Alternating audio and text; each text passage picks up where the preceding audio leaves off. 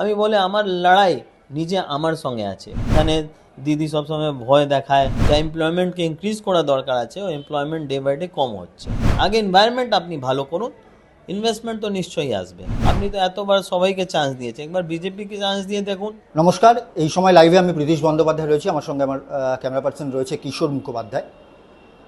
আমি এখন রয়েছি ভাটপাড়ায়, এবং ভাটপাড়ার যিনি বিজেপি প্রার্থী এবং বিধায়ক তিনি পবন সিং, তার সঙ্গে একটু কথা বলার চেষ্টা করব।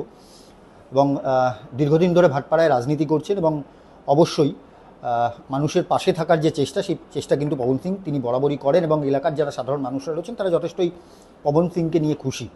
তবে সার্বিকভাবে আসন্ন 2026 বিধানসভা নির্বাচনে কী ফলাফল হবে সেটা কিন্তু অবশ্যই ভবিষ্যৎ বলবে। তবে তার আগে পবন সিংয়ের সঙ্গে আমরা সরাসরি একটু কথা বলার চেষ্টা করব। অর্ণব, প্রথমেই স্বাগত আপনাকে এই সময় লাইভে। একটা প্রশ্ন করব, সেটা হচ্ছে ভাটপাড়া বরাবরই একটা আলোচনার কেন্দ্রে থাকে, একটা উত্তেজনা, বোম গুলি সমস্ত কিছুর মধ্যে। এই জায়গাটা থেকে ভাটপাড়া কবে বেরোতে পারবে বলে মনে করেন? দেখুন, এই জন্যে তো পরিবর্তন লাগবে, এই জন্যে তো সবাই মানুষ পাশে গিয়ে, ভাটপাড়ায় মানুষ তো বুঝে গেছেন কি বিজেপি থাকলেই পরিবর্তন হবে। এই জন্যে তো ভাটপাড়ায় লোক 2019 থেকে বারবার আমাকে চান্স দিচ্ছে। কিন্তু শুধু ভাটপাড়া চেঞ্জ হলে তো পুরো ওয়েস্ট বেঙ্গল তো চেঞ্জ হচ্ছে না। তো পুরো ওয়েস্ট বেঙ্গলে আমার ক্যান্ডিডেট চাই, মেজরিটি চাই। যেদিনে আমার মেজরিটি আসবে, সরকার আসবে, আপনি দেখবেন এখানেও পরিবর্তন হবে। কেন আজকে আপনি দেখছে ইউপি দেখছে, বিহার দেখছে, একটা সময় ছিল যেখানে প্রচুর ক্রাইম হতো, বাহুবলী বলা যেত। এক মিন্স প্রচুর এরকম নম্বর অফ বাহুবলী ছিল ওখানে। লেকিন আজকে দেখছে ধীরে ধীরে ধীরে সব বাহুবলী লোক সব শান্ত হয়ে গেছে, ইয়া তো সব ডেথ হয়ে গেছে, ইয়া তো জেলে আছে। তো আপনি ভালো করে বুঝতে পারবেন কি বিজেপি ওর একটা যে চিন্তা ভাবনা আছে, প্রচুর ব্রড মাইন্ডেড চিন্তা ভাবনা। কেন বিজেপি চায় কি দেশকে জব আপনি সত্যি না ডেভেলপ করলে আপনি দেশকে কখনো আগে নিয়ে যেতে পারবে না। এই জন্য ডেভেলপমেন্ট দরকার আছে। আর আমার তো এখানেই বর্ন অ্যান্ড ব্রট আপ হয়েছে। আমি যা দেখেছেন আমার ওয়েস্ট বেঙ্গলে যে রিসোর্সেস আছে, মিন্স যা জিওগ্রাফিক্যালি যেরকম আছে, মিন্স একটা গঙ্গা থেকে হয়, আপনি দেখবেন সমুদ্র আছে, ওশেন আছে। তো ইকোনমিক্যালি ও জিওগ্রাফিক্যালি প্রচুর ভালো জায়গা আছে বিজনেস করার জন্যে। এই জন্যে প্রথমবার দেখেছেন ব্রিটিশ জব ইন্ডিয়ার মধ্যে জব কনসেন্ট্রেট করেছেন, মিন্স ওর অ্যাট্রাকশন পয়েন্ট ছিল West Bengal. East India company ওই সময় ওয়েস্ট বেঙ্গলকে সিলেক্ট করেছেন। আর ওই সময় ওয়েস্ট বেঙ্গল পুরো অল ওভার ইন্ডিয়ার মধ্যে ফাইন্যান্সিয়াল হাব ছিল। লেকিন আজকে কি হয়ে গেছে, আজকে 15 বছর ওর আগে আপনি দেখবেন ডে বাই ডে ইন্ডাস্ট্রি বন্ধ হয়ে যাচ্ছে। ইন্ডাস্ট্রি বন্ধ হলে তো হবে না। না, ইন্ডাস্ট্রিকে তো আপনাকে কি করে প্রচুর ইন্ডাস্ট্রি এখানে আসবে ওরকম একটা এনভায়রনমেন্ট রেডি করতে হবে। প্রচুর ইনভেস্টার এখানে আসবে, যেখানে ইনভেস্ট করবে, তো এখানে আপনি দেখবেন প্রচুর এমপ্লয়মেন্ট হবে। আজকে আমার এখানে ছেলে মেয়েলো সব বাইরে গিয়ে কাজ করছে, বাইরে গিয়ে 12 ঘন্টা 10 ঘন্টা সার্ভিস দিচ্ছে, লেকিন এখানে কেউ কাজ করতে চায় না। কেন কি এখানে ওরকম এনভায়রনমেন্ট নেই, এখানে চাকরি নেই। এখানে যে নতুন লোক ইনভেস্টমেন্ট করছে, ইন্ডাস্ট্রি করছে, দেখবে ওখানে গিয়ে কাট মানি ডিমান্ড করবে, তোলাবাজি ডিমান্ড করবে। তো কেউ পছন্দ করে না কি আপনাকে, মিন্স আপনি একটা তো এমপ্লয়মেন্টও দিচ্ছে, ওর পরে আপনাকে টাকাও দিতে হবে। যে পলিটিশিয়ান লোক আছে, যে রুলিং পার্টির মধ্যে আছে, ওকে টাকাও দিতে হবে। তো কেউ এরকম এনভায়রনমেন্ট পছন্দ করে না।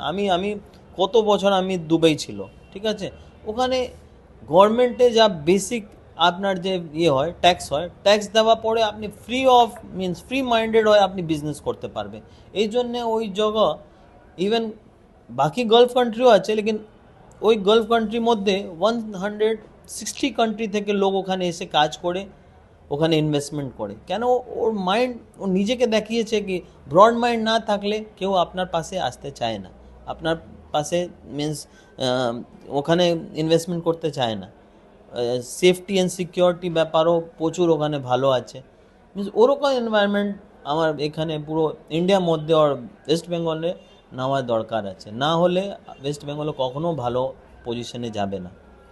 আপনি শিল্পের কথা বললেন, ব্যারাকপুর একটা শিল্প তালুক হিসেবে পরিচিত ছিল। দীর্ঘদিন ধরে এখানে একাধিক ফ্যাক্টরি কারখানা সমস্ত কিছু ছিল। এখন কি সেগুলো দেখতে পান? মানে আপনি যখন এখানে আপনি বড় হয়েছেন, আপনার জন্ম হয়েছে এখানে, আপনার জন্ম হওয়ার পর থেকে এখনো পর্যন্ত এই এতগুলো বছরের মধ্যে কি পরিবর্তন দেখছেন? মানে এখন কি আর সেই সেরকম দেখতে পান? পরিবর্তন আমি একটাই দেখেছেন, যখন আমি ছোট ছিল আমার পিছনে, আমার বাড়ির পিছনে একটা জুট মিল আছে, মেঘনা মিল জুট মিল। এখন ওর নাম চেঞ্জ হয়ে গেছে। ওর পাশেও একটা মিল আছে, একদম মেঘনি জুট মিল। এই দুটো জুট মিলে টোটাল নম্বর অফ এমপ্লয়ি ছিল 10,000। আজকে কত হয়ে গেছে? মেঘনি তো বন্ধ হয়ে গেছে, মেঘনায় জুট মিলে টোটাল নম্বর অফ পিপল 3 শিফটে যে কাজ করে। আমি এক শিফটে ব্যাপার বলছে, এক শিফটের মধ্যে 10,000 লোক চাকরি করতো, এখন 3 শিফটে অ্যাড করে অনলি লেস দ্যান 5,000 লোক কাজ করছে।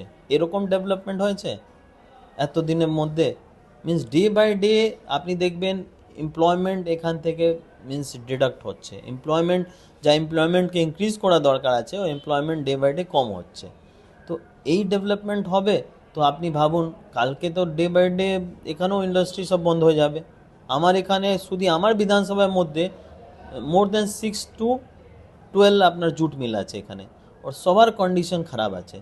কব বন্ধ হয়ে যাবে? প্রচুর তো অলরেডি বন্ধ হয়ে গেছে, তিনটা চারটা তো এখনই বন্ধ আছে। আর যা চলছে ও শুধু 1-2 শিফট চলছে। বিজেপি আসলে সেগুলো কি হবে? আপনি আশাবাদী? দেখুন, বিজেপি আসলে নিশ্চয়ই হবে। কেন, তো আপনিও জানেন সেন্ট্রাল গভর্নমেন্ট জুট যে ব্যাগ হয় পারচেস করে।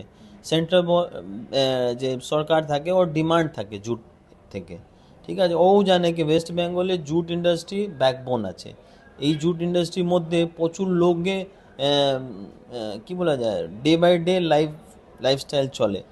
তো এর জন্যেই সেন্ট্রাল সেন্ট্রাল গভর্নমেন্ট কী ভেবেছে, মিন্স বিজেপি গভর্নমেন্ট কী ভেবেছে কি আগে জুট মিলকে ভালো করতে হবে, তব তো বাকি যে ইন্ডাস্ট্রি আছে ও এখানে ফোকাস করবে, ওখানে ইনভেস্টমেন্ট করার জন্য চিন্তা ভাবনা করবে। কেন কি আপনিও একটা শেয়ার মার্কেটে শেয়ার জব পারচেস করে আপনি প্রচুর ইনভেস্টিগেশন করে আপনি শেয়ার পারচেস করে, আর জব দেখে যার শেয়ার খারাপ আছে, যার পারফরমেন্স খারাপ আছে, ওখানে আপনি কখনো ইনভেস্টমেন্ট করবেন না। তো এই জন্যে বাইরে থেকে লোক এখানে এসে ইনভেস্টমেন্ট করতে চায় না। আপনাকে আগে এখানে যে ইন্ডাস্ট্রি আছে ওকে ভালো করতে হবে, ওর পরেই আপনি এরকম কিছু যে হয় না বিজনেস সমিট করলে দেখবে বাইরে থেকে লোক এসে এখানে ইনভেস্টমেন্ট করবে। আপনাকে বলতে হবে না, ও নিজেই আসবে। দেখবে এখানে তো প্রচুর ভালো অপরচুনিটি আছে, এখানে তো ইনভেস্টমেন্ট করার জন্য আমার লাভ হবে। তো দেখবে অটোমেটিকলি ইনভেস্ট করবে, গভর্নমেন্টকে কিছু করতে হবে না।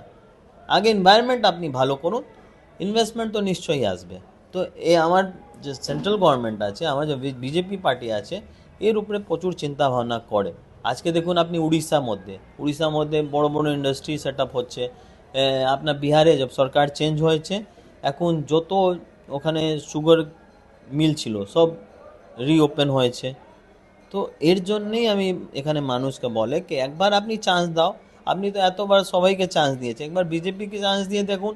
না ডেভেলপমেন্ট হলে তো আপনার পাশে তো ক্ষমতা আছে, ভোট দিয়ে চেঞ্জ করে দেবে। এখন এক চান্স আপনি না কেউকে চান্স দিলে আপনি কি করে বলতে পারবে কি বিজেপি এ করবে ও করবে?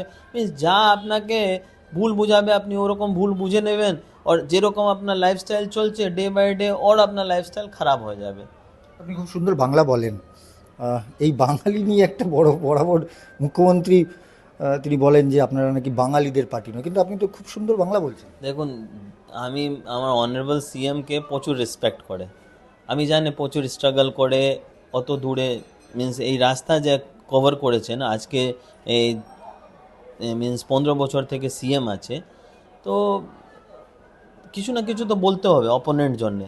তো অপোনেন্ট তো কিছু নেগেটিভ নেই কাজে। তো আমার তো 15 স্টেট আছে যেখানে আমার বিজেপি সরকার আছে, ওখানে আপনি গিয়ে জিজ্ঞেস করে নেবে। যেরকম এখানে দিদি সবসময় ভয় দেখায় কি বিজেপি আসলে মাইনরিটি যে আছে ওর উপরে টর্চার হবে, অত্যাচার হবে।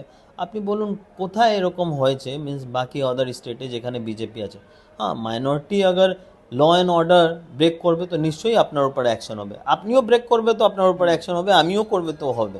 তো আপনি ওরকম কিছু দেখালে আপনি বলবে কি মাইনরিটির ওপরে টর্চার হবে, মাইনরিটির ওপরে মাইনরিটিকে সব বাইরে করে দেবে। তো এই ভয় রাজনীতি আপনি কেন করেন?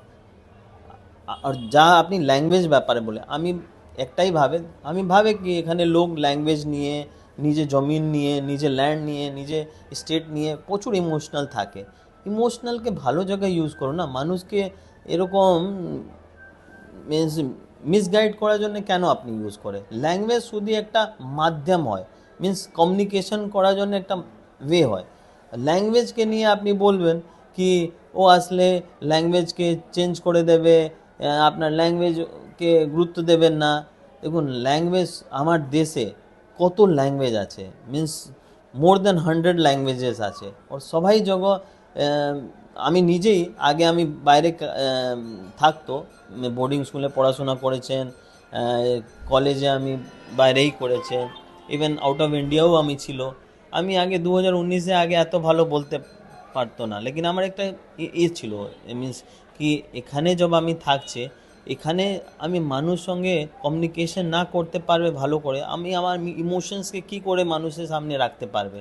তো ইমোশনসকে রাখার জন্য ল্যাঙ্গুয়েজ প্রচুর দরকার আছে। কেন, প্রচুর লোক এরকম আছে যে হিন্দি জানে, ইংলিশ জানে, আর কিছু লোক আছে যে শুধু বেঙ্গলি জানে। তো আমাকে আমার ল্যাঙ্গুয়েজ শিখতে হলে কি আমাকে লজ্জা ব্যাপার আছে? নিশ্চয়ই শেখা দরকার আছে। লেকিন ল্যাঙ্গুয়েজকে নিয়ে আমি কখনো বলবে না কি আমি রাজনীতি করবে। রাজনীতি ল্যাঙ্গুয়েজকে নিয়ে, কাস্টকে নিয়ে ওরকম লোক করে যে রাজনীতি উইক আছে, যে রাজনীতি ডেভেলপমেন্ট মতন রাজনীতি করতে চায় না, ও ল্যাঙ্গুয়েজ নিয়ে, কাস্ট নিয়ে, কালচার নিয়ে কখনো রাজনীতি করবে না। ও শুধু ডেভেলপমেন্ট ব্যাপারে কথা বলবে, আর আমি ডেভেলপমেন্ট উপরে আমার চিন্তা ভাবনা থাকে। আর একটা লাস্ট প্রশ্ন করবো, শেষ প্রশ্ন করবো, সেটা হচ্ছে আপনার বিপরীতে তৃণমূল প্রার্থী, তার সম্পর্কে কিছু বলবেন? না দেখুন, আমার আমার আমার যে অপোনেন্ট থাকে না, আমি ওর ব্যাপারে কখনো কিছু বলে না। কেন কি, আমি ভাবে অপোনেন্ট তো নিশ্চয়ই থাকবে, আপনি যখন ফাইট করবে কেউ না কেউ অপোনেন্ট তো থাকবেই থাকবে। ওরও একটা ইম্পর্টেন্স আছে, ও নিজের দল থেকে নিজেকে রিপ্রেজেন্ট করছে, ওরও একটা সম্মান আছে। তো আমি কারো সম্মানকে ভাঙতে চাই না, শুধু নিজেকে উইন করার জন্যে আমি কেউকে সম্মানকে হার্ট করবে ওরকম রাজনীতি আমি পছন্দ করে না। আমি বলে আমার লড়াই নিজে আমার সঙ্গে আছে। আমার সঙ্গে কেন কি, যখন আমার সরকার আসবে, আমি আমার যা ভিশন আছে আমার ভাটপাড়া নিয়ে, কি আমাকে কি কি করা দরকার আছে, হেলথ নিয়ে, এডুকেশন নিয়ে, ডেভেলপমেন্ট নিয়ে, এমপ্লয়মেন্ট নিয়ে, ইন্ডাস্ট্রি নিয়ে, ওর উপরে আমার কাজ করা আমার মেন ফোকাস আছে। ও আমার মেন চ্যালেঞ্জ আছে, ও আমার মেন ফাইট আছে। মানে উন্নয়ন করাই হচ্ছে আপনার মূল। আমার মেন ফাইট হয়ে আছে, আমার মেন এনিমি আমার কি আমি উন্নয়ন করতে পারবে কি না, ওর উপরে আমার চিন্তা ভাবনা আছে। একদম অসংখ্য ধন্যবাদ পবনবাবু। পবন সিং, তিনি ভাটপাড়ার প্রার্থী এবং বিজেপি প্রার্থী। তবে সার্বিকভাবে তার লড়াই উল্টো দিকে তৃণমূল প্রার্থীর বিরুদ্ধে নয়, তার লড়াই উন্নয়নের সঙ্গে। অর্থাৎ তিনি বিধায়ক হিসেবে তার এলাকার, তার বিধানসভা ক্ষেত্রে তিনি কতটা উন্নয়ন করতে পারছেন সেটা নিয়েই তার লড়াই। ক্যামেরায় কিশোরের সঙ্গে প্রীতিশ বন্দ্যোপাধ্যায়, এই সময় লাইভ।